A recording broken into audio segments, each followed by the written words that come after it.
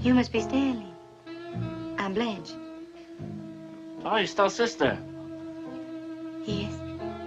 Oh, hi. Yeah, where's the little woman? In the bathroom. Oh. Well, where are you from, Blanche? I live in Oriole.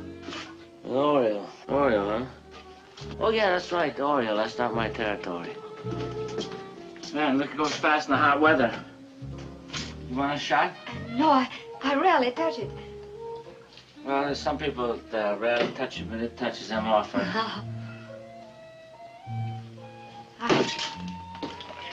Hey, you mind if I make myself comfortable? My shirt is sticking. Please do. Be comfortable. That's my motto, where I come from. It's mine, too. It's hard to stay looking fresh in hot weather. Well, I haven't washed or even powdered. And here you are. Well, you know, you gotta be careful. You're sitting around a damn thing, get you cold. Especially when you've been exercising hard like bowling is. Well, you're the teacher, aren't you? Yes. What do you teach? English. Well, I never was very good at any student. How long are you here for? Well, I don't know yet. You gonna shack up here? I thought I would if it's not inconvenient for you all. Good. Traveling wears me out. Well, take it easy. Oh, those cats. Stanley Kowalski and Blanche DuBois, two of the most famous characters in contemporary American theater, written by playwright Tennessee Williams.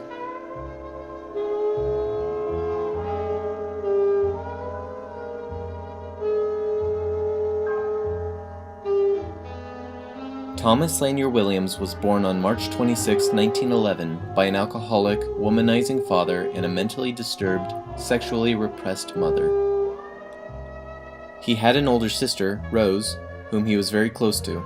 Her mental illnesses would later become the inspiration for many of his female characters. As Thomas grew up, his father Cornelius did not like that his son wasn't more robust. Instead of playing football, Tom would read poetry. His mother Edwina became very overbearing to him, not helping his issue with his father and being ridiculed at school by the other boys. His outlet for the anger and sadness he developed was writing. During high school, he started submitting essays to magazines and had his first essay published at the age of 16. Once he started attending the University of Missouri, he would enter essays, poetry, stories, and plays in writing contests, hoping to earn a little extra money. His first two plays were Beauty is the World and Hot Milk at 3 in the Morning. With Beauty, he received honorable mention in a writing competition as a freshman. After attending 3 different colleges, he graduated and changed his name to Tennessee Williams. Soon after, he decided to move to New Orleans to become a playwright. Upon living there, he quickly discovered that he favored the company of men. His work at this time would catch the attention of Audrey Wood, a literary agent who persuaded Williams to move to New York, the theater capital of America. He was in poverty, but quickly became rich when he moved to Hollywood, where Audrey Wood landed him a job as a scriptwriter for MGM in 1943. Deeming Hollywood unsatisfactory for his kind of work, he moved back to New York, now with a bigger bank account. His Hollywood-rejected script about his mother and sister turned into a play, The Glass Menagerie. It won critical acclaim, but Williams was afraid of being a one-hit wonder. He moved back to New Orleans in 1946 to work on his next play, A Streetcar Named Desire, which was named after a streetcar that would pass by his apartment. Elia Kazan quickly signed on to become the director of the play and the film adaptation, hiring an almost unknown actor, Marlon Brando, in the role of Stanley Kowalski. Hey, Stella! You put that howling down there and go to bed. Joyce, I want my clothes down here! You shut up. You're gonna get the law, are Hey, you? Stella! You can't beat on a woman and then call her back because she ain't gonna come. You're gonna have a baby. Listen, I Joyce. hope they haul you in and turn a fire on Joyce, you like I they want done my the clothes last down time. here! You stink.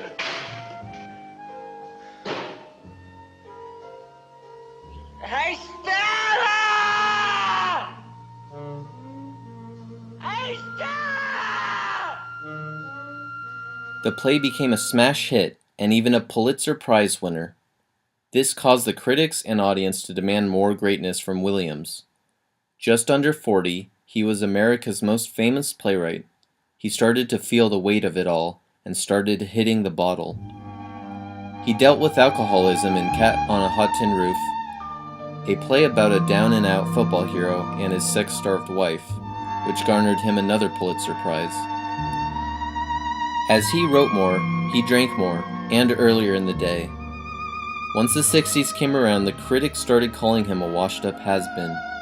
He started taking sleeping pills. His brother Deacon brought him into a hospital to dry him out for 3 months, though it didn't last.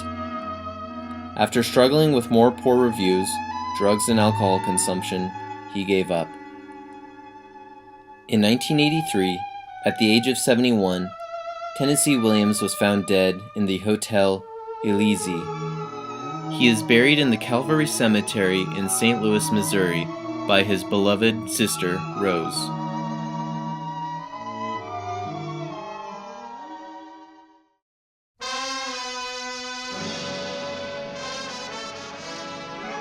Tennessee Williams was one of the most important figures to bring contemporary drama to the theater as we see it today. He brought a modern sensibility to traditional drama. A Streetcar Named Desire is a tragedy about a woman, Blanche Dubois, who cannot change with the times.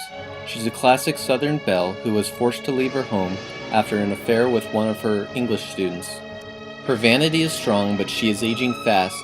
Her husband killed himself for being homosexual.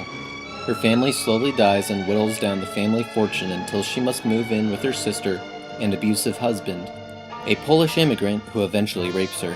This leads to her nervous breakdown, which in turn leads Stanley to get her committed to a mental institution. It follows a traditional set of structuring and approach with a modern take on the changes of society and the death of the American dream. Tennessee Williams was a well-known homosexual, and though he showed that side of him much more through his poetry and other writings, a few of his plays stand out as well. He is known to write characters after himself, such as Brick in Cat on a Hot Tin Roof. The hard-drinking ex-football player is having a hard time coping with the suicide of his true lover, Skipper, another pro-football player. Another example is the one-act, Suddenly Last Summer, about Catherine Hawley, who seems to have gone insane after her cousin Sebastian, also based on Williams, was killed under mysterious circumstances. After taking a truth serum, Catherine recalls the incident of how Sebastian was killed. And they overtook him. There in that... And you, Catherine, what did you do then? I heard Sebastian scream. He screamed just once.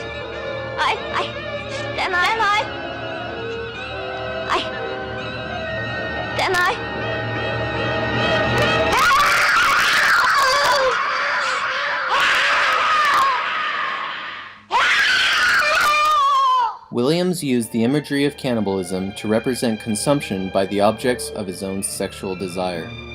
While The Boys in the Band in 1968 was the first true openly homosexual play, Williams had shown homosexual characters many years before, with more real emotion and less stereotypical aspects. He was never known as a gay dramatist, nor did he want to be.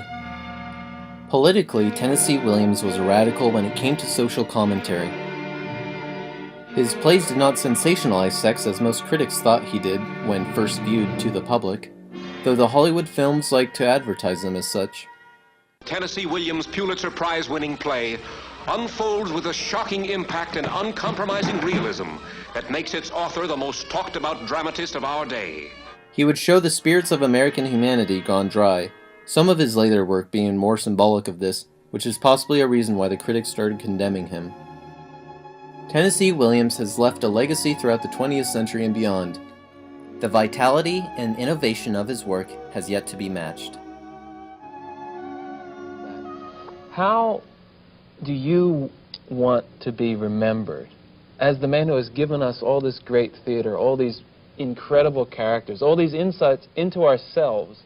How do you want people to look back and remember Tennessee Williams? I haven't given that much thought. I hope they'll remember me favorably for some things.